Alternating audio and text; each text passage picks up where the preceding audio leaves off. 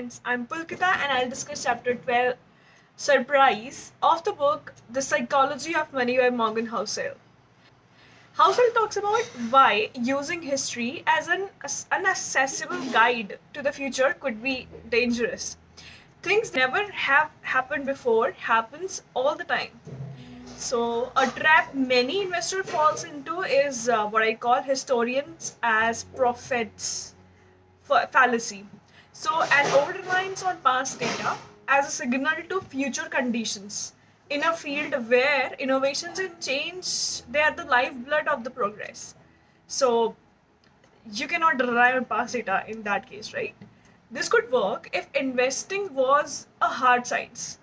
So rather, it's what? It's a massive group of people making imperfect decisions and with limited information about that will have massive impact on their well-being, which can make even smarter people nervous, greedy and paranoid.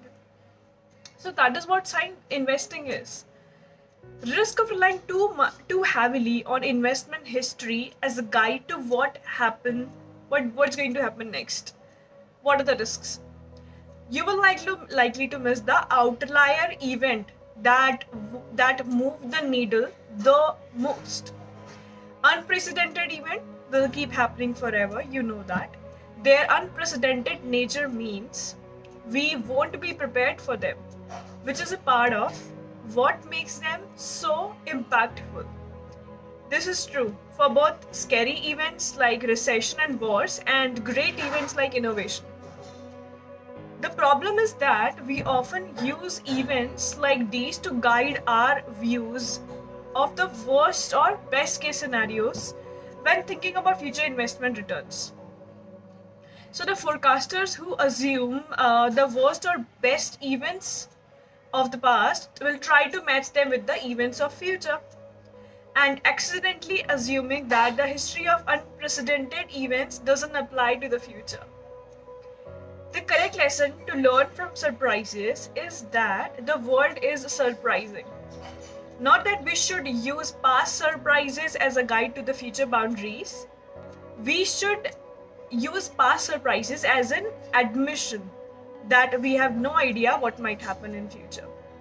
Second is that history can be a misleading guide to the future of the economy and stock market because it doesn't account for the structural changes that are relevant to today's world.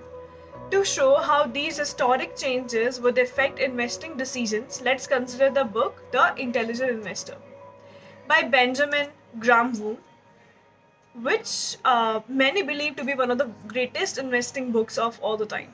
So Graham updated formulas from his book 5 times in 1934, 1949, 1954, 1965, 1975 until he died in 1976. If the formulas he advocated were discarded and updated 5 times between 1934 to 74, how relevant do you think they are in 2020 or will be in 2050 for that matter? Similarly, the average time between recessions has grown about from 2 years in the late 1800s to 5 years to the early 20th century to 8 years over the last half century. All this doesn't mean we should ignore history when thinking about money. But there's an important nuance. The further back in history we look, the more general our takeaways should be. General things like people's relationship to greed and fear, how they behave under stress, tend to be stable in time, for which the history of money may be useful. But specific trends, specific trades, specific sectors, specific casual relationships about markets and what people should do with their money are always examples of evolution of progress. So key takeaway from the chapters are things that have never happened have before happens all the time. Risk of relying too heavily on investment history as a guide to what's going to happen next.